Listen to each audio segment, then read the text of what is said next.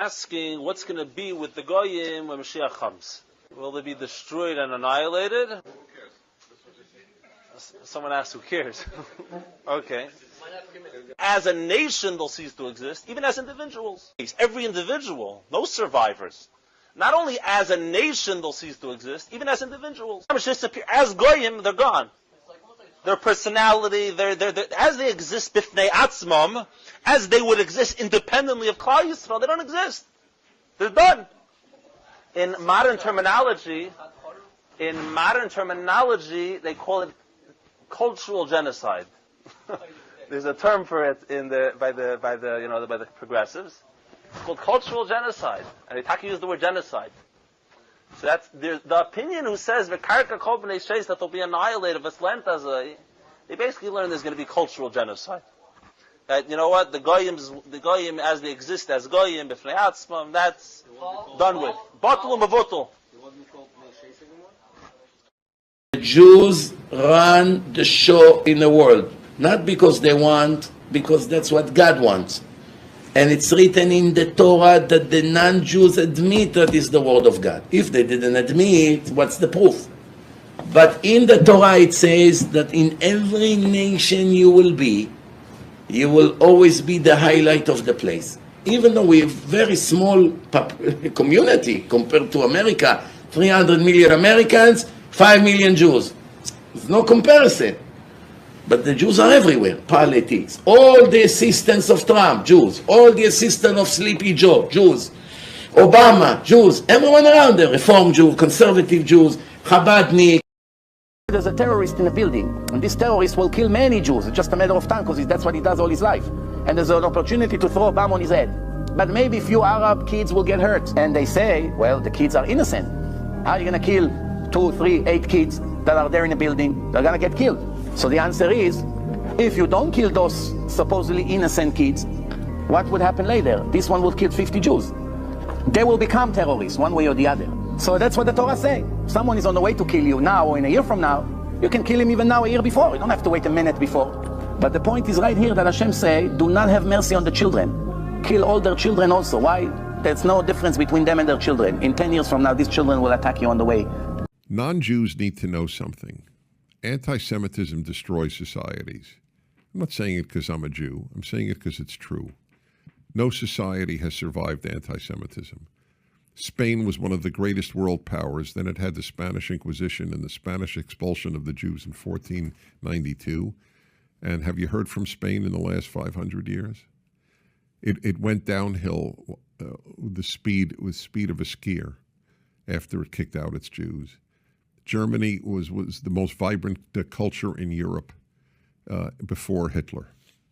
Most vibrant in the arts, in philosophy, in science. And then they had the Holocaust. What do you hear from Germany? Volkswagen? I mean, what the economy is? Can people even name a living German? It's not to mention what was done to Germany as a result of Hitler being in power. The Germans, the losses in Germany, the rape of German women by Soviet soldiers. It is, you're an idiot if you're a non-Jew and you don't fight anti-Semitism. הם חיות, הם קרויים בהמות, כתוב, אתם קרויים אודום ואין הם קרויים אודום. זהו, אבל לא הם בהמות. נכון, לא כתוב שהם בהמות. יש לזה הסבר על זה, למה הם... רגע, זה מה שאני רוצה להבין. רגע, שקט. אז כן, מה כתוב? זה מה שאני לא מבין. כתוב שאתם קרויים אדם, והגויים לא קרויים אדם, זה מה שכתוב. לא קרויים? לא קרויים אדם, לא קוראים להם אדם. אוקיי, אז מה קוראים להם? אדם זה אדמל העליון. אדם הוא בן אדם שהוא שונה מהבהמה. אם הבן אדם עושה את מעשה הבהמה, אז הוא כמו הבהמה, מה זה שווה? כל בן אדם צריך לשלוט על עצמו. זה היהודים שולטים על עצמם. אם היצר אומר להם לעשות דבר והם לא עושים, אז הוא בן אדם. אוקיי, אבל יש מישהו שהוא לא יהודי, שעושה מה שצריך, הוא בן אדם או לא בן אדם? כן, צריך לעשות דברים נורמליים, בדרך כלל הם עושים, הם יכולים להרוג אנשים כשלא רואים אותם. יהודי לא יהרוג יהודי, אפילו שלא רואים אותם. אם אחד גוי, כן? אבל יש יהודים שהורגים יהודים. יש. יגאל עמיר, רבי פופר... יהודי שמתנהג כמו יהודי, ודאי יש יהודים שלא מתנהגים. אוקיי, אבל רגע, מה שאני לא מבין, זה כל הגויים הם איך קוראים? תקשיב שנייה, אדוני. בהמות. אני יכול להגיד לך משהו? אם אין להם ציווי. אדם זה על שם הדמה לעליון. אדם זה כביכול הדמה לאלוקים. אוקיי? זה פירוש אדם. אנחנו הפכנו את זה, זאת אומרת העם הפך את זה. האדם, בן אדם, כמובן אתה בן אדם, אתה צריך להתנהג כמו בן אדם. אבל בעיקרון זה על שם עליון. אדם זה הדמה לעליון, וכיוון שאנחנו בנים של אלוקים, אז הוא קרא לנו בני אדם. עכשיו, הגויים מה שאין, כן? אלוקים עשה אותם בשביל שיעשו פה... בשביל לשרת את היהודים. כל הגויים שאתה רואה שיש בעולם, המיליארדים האלה, הם הכל רק בשביל שהיהודים יהיה להם איזה תועלת. עכשיו, אנחנו לא רואים את זה, אנחנו לא יודעים בדיוק. כן, היות ואנחנו בגלות, אז אוטומטי עדיין הם עוד לא משרתים אותנו לגמרי, רק חלקית. כל אחד יהיה לו, כשמשיח יבוא, אז כל אחד יהיה לו אלפים עבדים, 2,800 עבדים. בינתיים, המשיח לא כאן, אז איך הם משרתים אותנו? הם בונים לנו רכבים, דירות, בניינים, חשמל, הם בונים את זה. לנו, משרתים את היהודים. אבל יש גם יהודים שעושים את זה. של כל אחד ואחד, כמו שאותו יימח שמו, אותו אחד מייסד הנצרות, אותו אחד מה שקורה איתו למעלה, עכשיו נמות הגמרא בגיטי מוזן, נמות שם הגמרא, דנים אותו בצואה רותחת, חבילה של צואה, של פסולת שיוצא מהקיבה של בני אדם, וחתולים וכלבים ואריות ונמרים, רותחת, מבעבעת, שם שמים אותו, שם הוא נענש קראתו רגע. זה ככה, את זה לא הבאתם, כל הכנסיות, כל הצלבים שלהם, הצלב הגדול הזה על הארו בברזיל, מתפוצץ לרסיסים, לכל העולם, וכולם יראו את זה, ולהוציא את השקר של כולם החוצה, את השקר של הנצרות הזאת החוצה, שבשם כביכול בורא עולם, בשם כביכול יש לו כתפיים רחבות, הוא לוקח את העוונות של כולם, את העוונות של כולם הוא ייקח, שום דבר, כולכם תהיו נקיים, כולכם תבואו לשתף של גן-עדן. איזה שטויות, כמה דפר בן אדם יכול להיות, כמה סתום בלום, כמה דביל ומפגר, אין מילים אחרות, בן אדם יכול להיות בשביל להאמין לשטות המפגרת הזאת. If you take away the Soviet Union and its chief proxy, the PLO, international terrorism would collapse. If you take out Saddam's regime, I guarantee you that it will have enormous positive reverberations on the region. Obviously, we like to see a regime change, at least I would, in Iran, just as I would like to see in Iraq. The question now is a practical question. What is the best place to proceed? It's not a question of whether Iraq's regime should be taken out, but when should it be taken out? It's not a question of whether you'd like to see a regime change in Iran, but how to... Are there any other nations that you would recommend that the United States launch preemptive attacks upon at this point? The answer is categorically yes.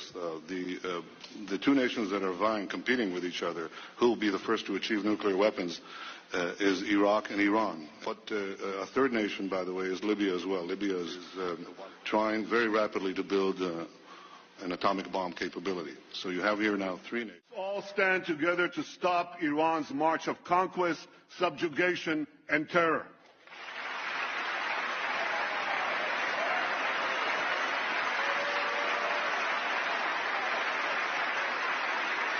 I know that no matter on which side of the aisle you sit, you stand with Israel.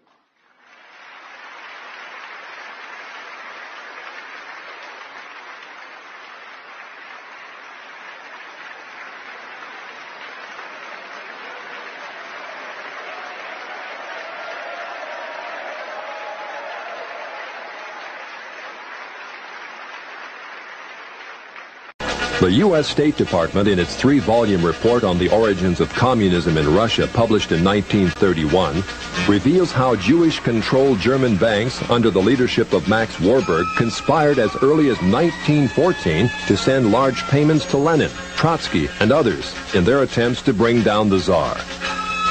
As part of this conspiracy, Jacob Schiff, head of the New York Jewish banking house of Kuhn Loeb, invested at least $20 million, which would be close to $1 billion today, toward the establishment of Bolshevism in Russia. In its article on socialism, the Jewish Encyclopedia, published in 1905, freely admits that Jews in Russia were ripe for revolution. In Russia, socialism, has become a movement of the Jewish masses.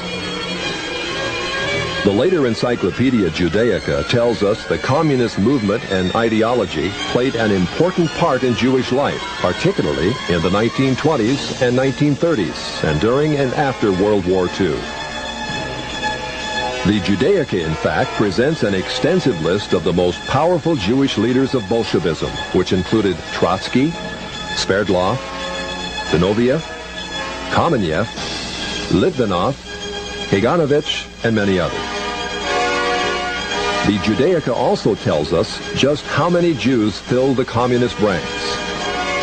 It says anti-Semitism drove the bulk of Russian Jewish youth into the ranks of the Bolshevik regime. When the white Russian patriots heroically attempted to regain their freedom from the Jews, the Judaica says compact Jewish masses were utilized by the Bolsheviks to suppress such counter-revolution. Clearly, Jews and native Russians were engaged in a death struggle over the destiny of Russia.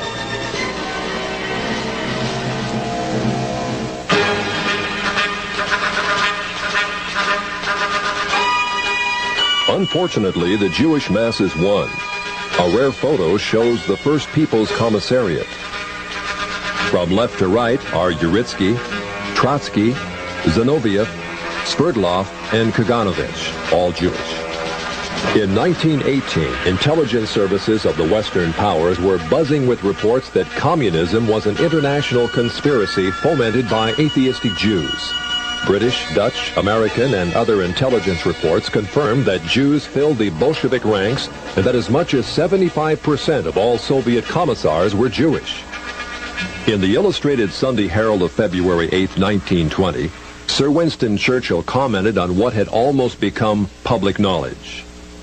There is no need to exaggerate the part played in the creation of Bolshevism by these international and for the most part atheistical Jews. It is certainly a very great one. In the decades following the revolution, the question became, how much influence do the Jews still exert on the Soviet experiment?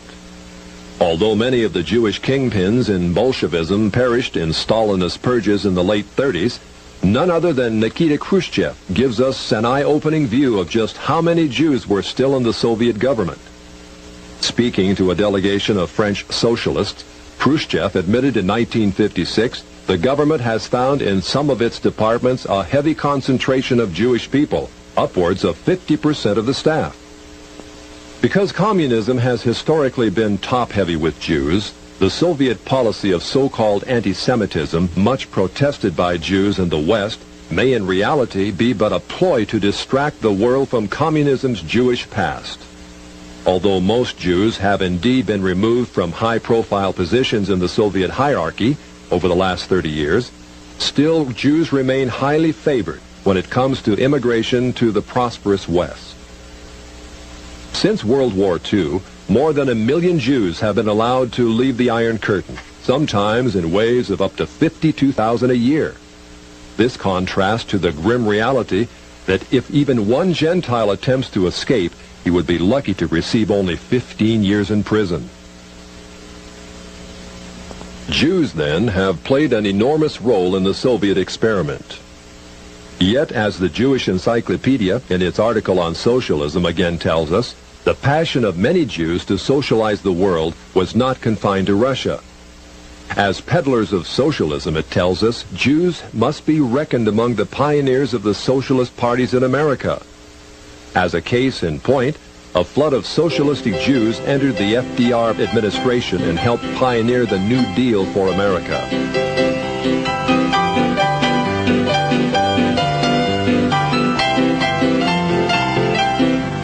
The Encyclopedia Judaica says Roosevelt's liberal policies endeared him to the Jewish community, which shared with him an overriding commitment to the welfare state. Esav, who became Edom, who became the Roman Empire, which metamorphosed into the Christian Empire, which became Christian civilization, which is now represented by the United States of America, will suffer a crushing, humiliating defeat. So one of the things that has to happen is America has to fall. I mean, because the American-led world, the world order, that's the American-led order, is going to end. That's not the same as the very end that we read in the Bible. Right. So somehow we're going to see a collapse. The spiritual heirs of the Roman Empire is the Western world, United States of America, so the USA will last until Mashiach comes. The West is Rome. According to the simple meaning, Europe and America are really one entity. And the thing is, listen, we are already deteriorating economically. Our position in the world, our enemies are rising. China is rising. Others are rising. I mean, America is strong, but not when they're going against 3-4 armies. All the mountains are going to be full of blood, of the corpses of Edom, because of the vengeance that Hashem is going to take from them. Kadosh Baruch Hu will rise and will destroy completely the city of Edom and will completely uproot them. But we know one thing, right? That when it comes to the classic Rome, which is Europe, they're finished. And you don't have to be a prophet or a great analysis for that. You have to open the TV or the internet and see that exactly what was prophesied then, that the sons of Ishmael are going to go and cause havoc around the world. So France is completely barbecued. England is next. Now half of Europe is completely half dead. Now look what's going on in America.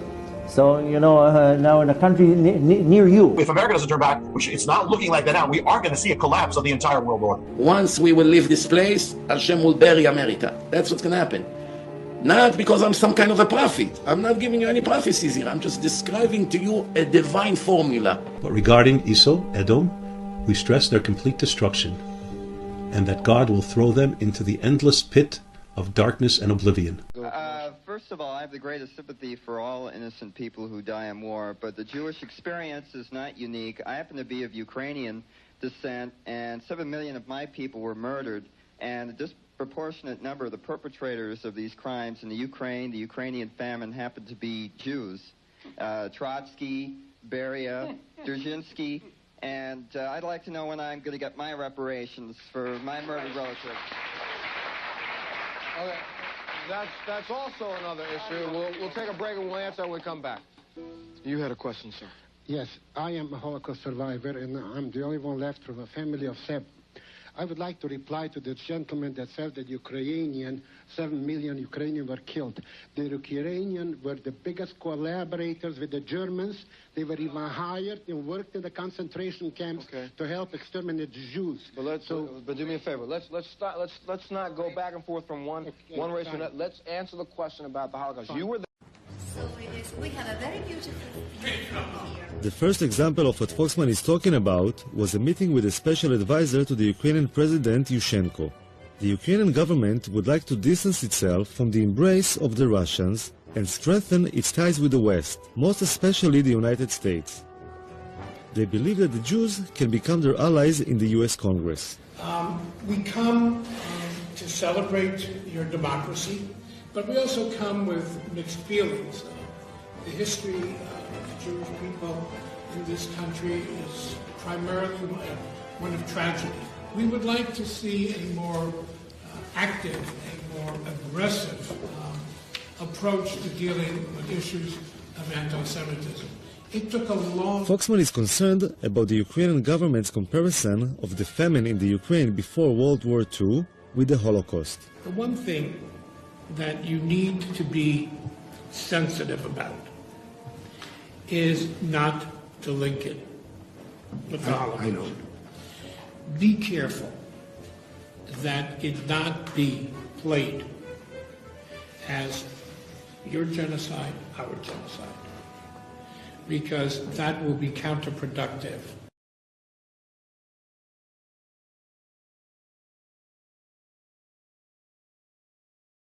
Because that will be counterproductive.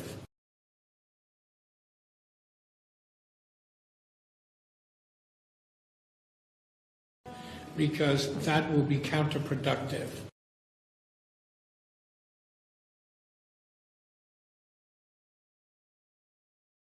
Not to link it with the Holocaust. I know.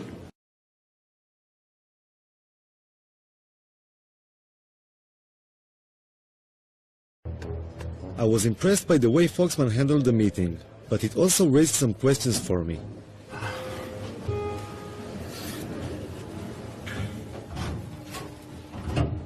She was kind of pushing him a little bit, huh? He was kind of what? Pushing him. Yes, of course. It's always like that? Yeah? Of course. I wasn't sure how bringing up things that had happened over 60 years ago had any relevance to fighting anti-Semitism today. In order to combat it effectively, I think that you have to take responsibility for anything that happened in the past and then reach the present and then go forward. With your husband, when you quarrel, sometimes you need to give some slack to get what you want. No? You always I bring up everything from the past. 50 years. What his mother did. Absolutely not. No, that's not the American Jewish way. I don't know about the Israeli Jewish way. Give them the guilt trip. That's absolutely. We need to play on that guilt. Absolutely. We need to play on that guilt. Absolutely.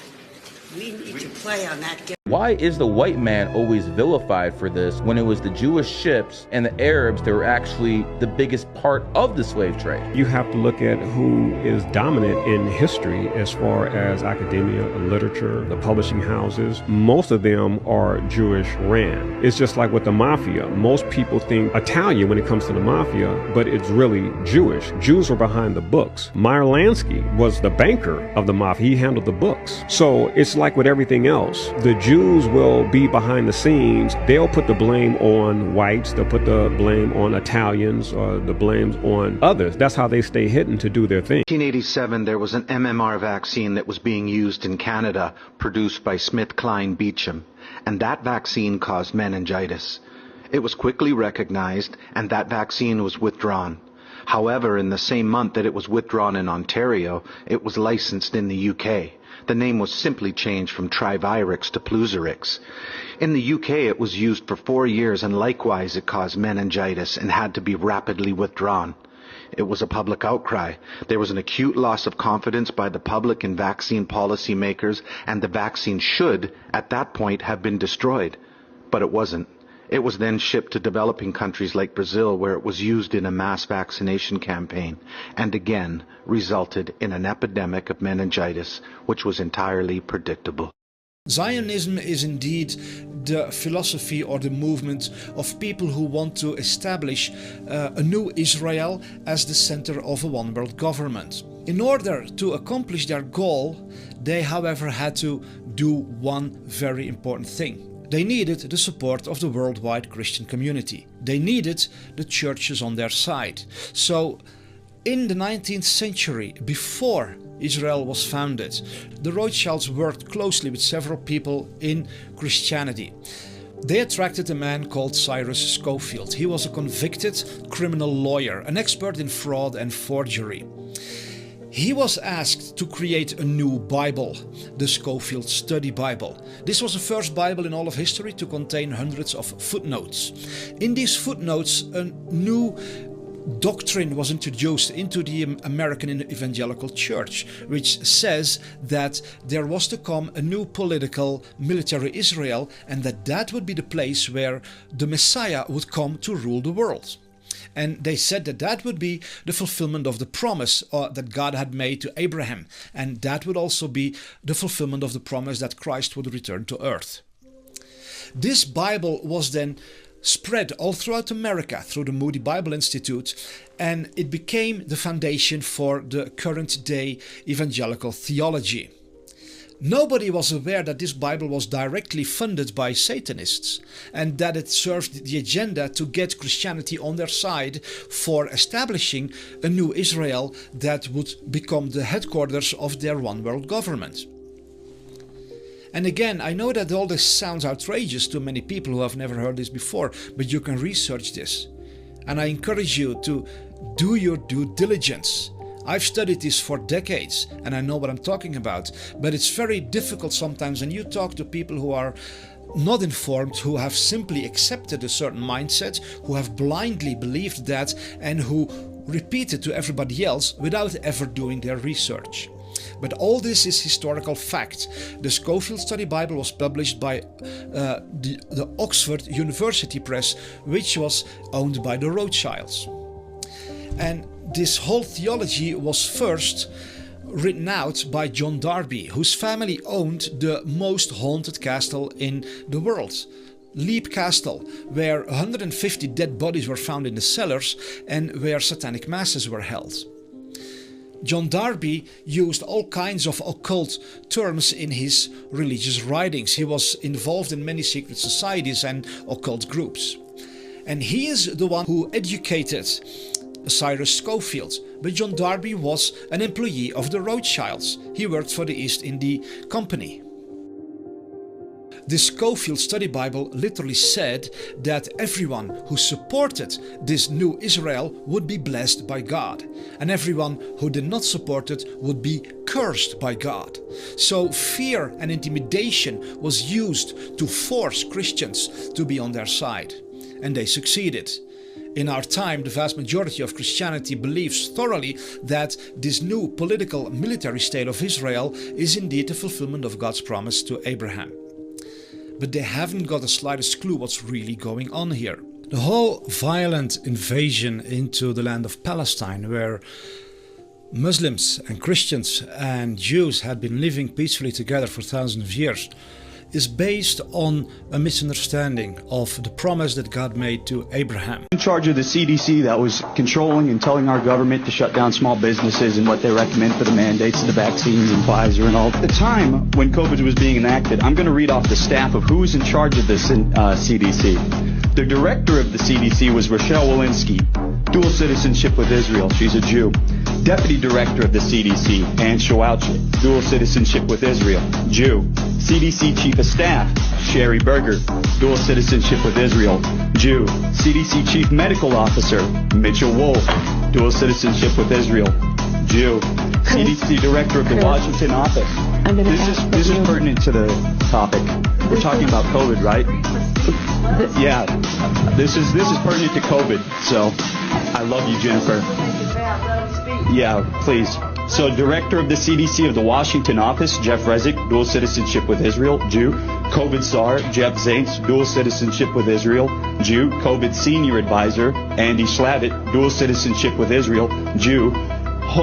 Assistant of Health Secretary for Human Services for our country, the Assistant of Health Secretary, Rachel Levine, transgender, dual citizenship with Israel, Jew. Can I ask that you hold off, Christopher?